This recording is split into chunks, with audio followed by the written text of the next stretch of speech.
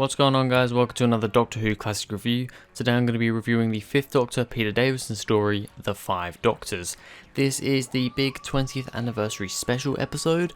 Has 5 Doctors in it. Technically it's only 4. Technically in some ways it's only like 3.5, I suppose. But yeah, I mean really it's 4 more or so. But yeah, The Five Doctors, it's a story that I've seen quite a lot of times. It is, I think, my most watched classic story.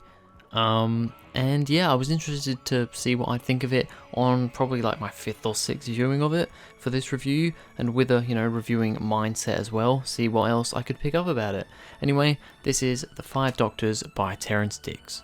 The Doctor's past incarnations are being snatched out of time and space and transported to the death zone on Gallifrey, where they are reunited with some old friends and pitted against their deadliest enemies in the game of Rassilon.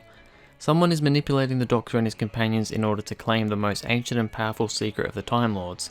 But can they survive the challenges and uncover the traitor before it's too late? So a nice little synopsis on the back of the DVD there.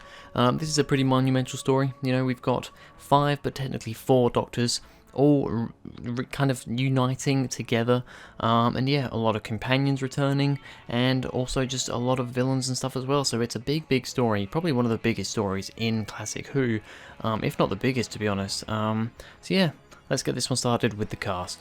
We start with Peter Davison as the 5th Doctor. Yeah, I actually really like him in this one. Generally, I do quite like the 5th Doctor anyway, but he can be a bit on and off. But in this one, I think he's very much on. He's really good. I think Peter Davison does a great performance. The character has a few funny moments, but also has a few more serious moments. But I love like the moment where he teleports away from the Cybermen, and stuff like that. I like his moments on Gallifrey when he's talking to the people on Gallifrey. I think that's interesting as well, and it's some interesting stuff. The bit where he like uses the harp to get through that secret door. All a lot of really cool stuff with the 5th Doctor. We've then got the Jon Pertwee as the 3rd Doctor. Really awesome to see Jon Pertwee back for this one. He's really good here as well. Yeah, just gets a decent amount to do, and generally just awesome to see him back alongside Sarah Jane is really awesome as well. We've got Patrick Troughton as the 2nd Doctor.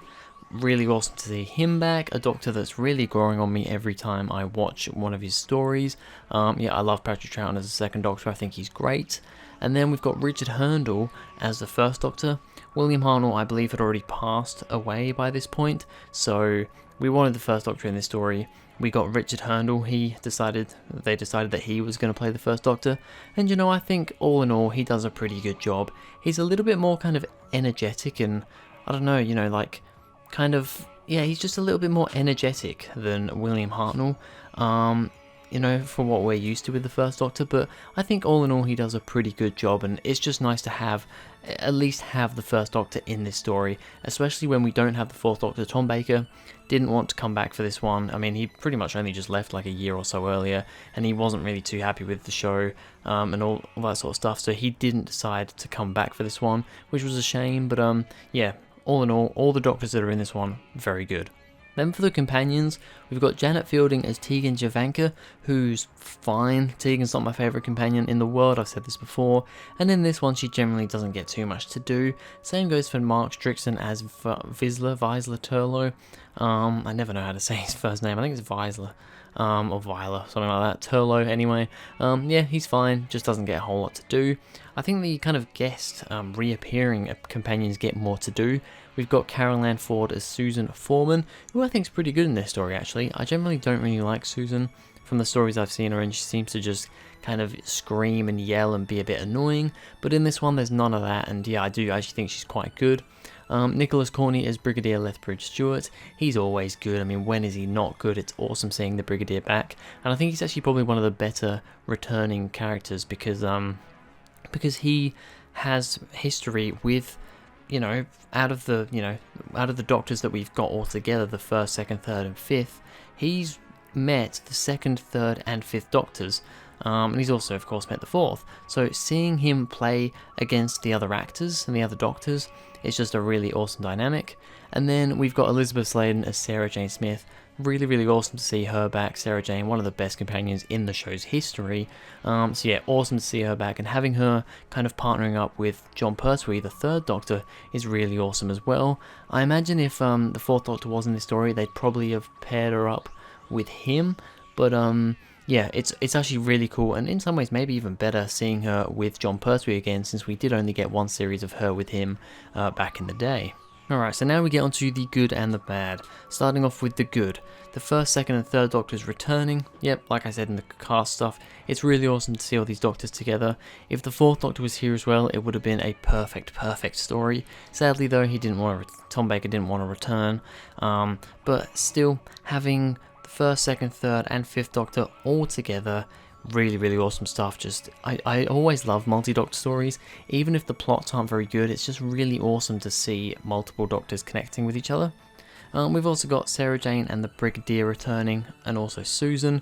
Yep, so once again, we're just kind of rehashing the cast stuff here, but it's really awesome to see those companions coming back. Yep, that's always a good thing. I mean, we did only just see the Brigadier only a few episodes before in Mordred Undead, but still awesome to see him back. And yeah, like I said before, I think it plays really well with him playing alongside Patrick Troughton and John Pertwee as well. The Time Lords getting the Master to save the Doctor.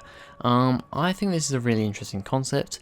Having the Master go in to save the Doctor is an interesting thing. I mean, of course, he doesn't really end up doing that in the end.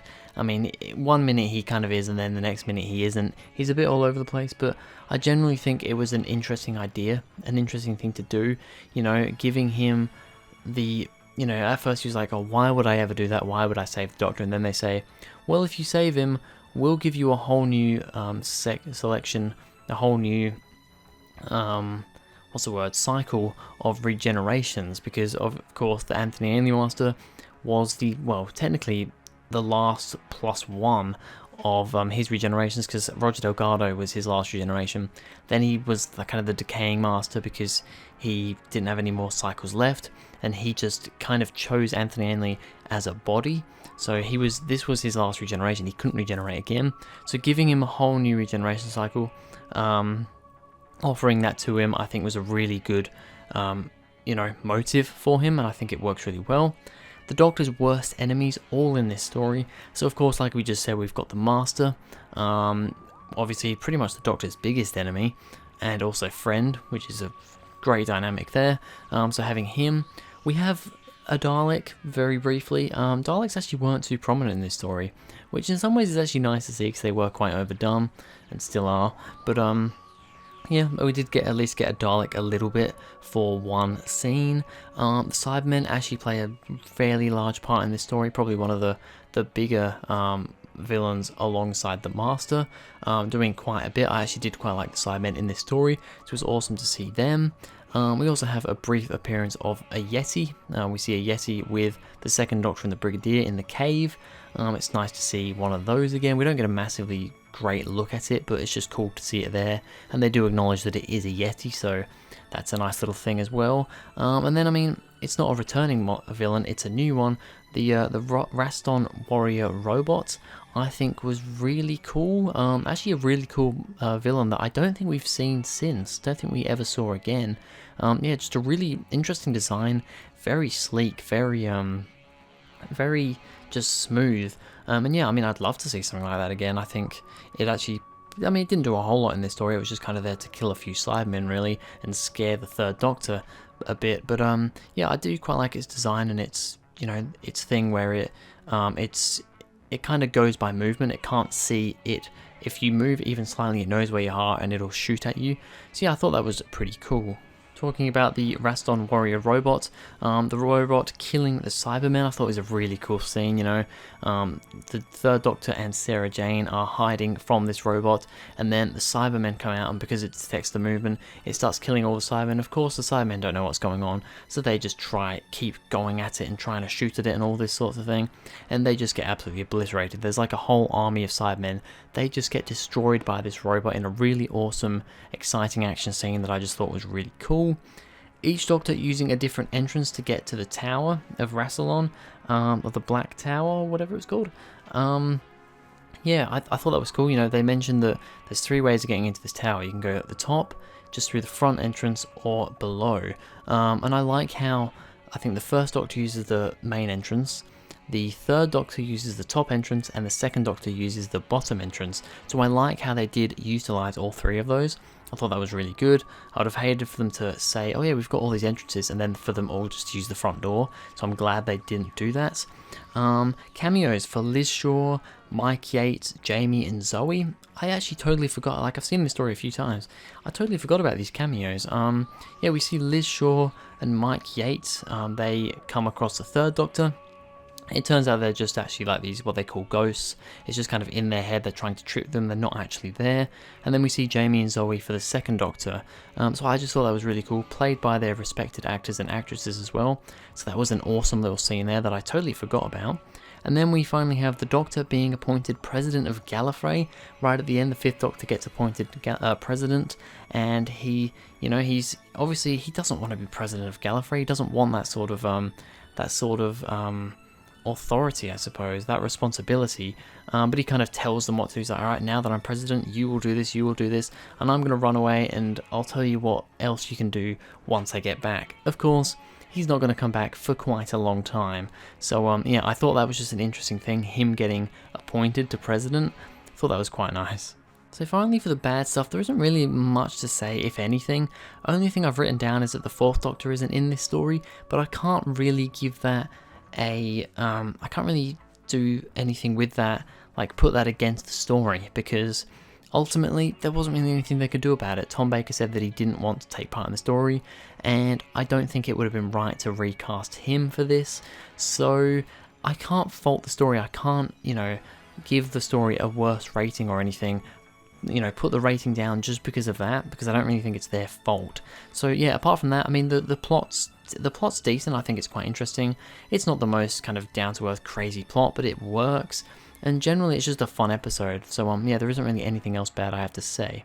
So a rating for the 5 Doctors, I'm gonna give it a 10 out of 10. I mean, it's mostly nostalgia more than anything. It was, I believe, the first classic story I ever saw. If not, it's in like the first 3 that I ever saw. It's definitely the one that I've seen the most amount of times, and generally, even if this plot isn't the strongest, it's functional, it works, it's quite interesting for this sort of thing.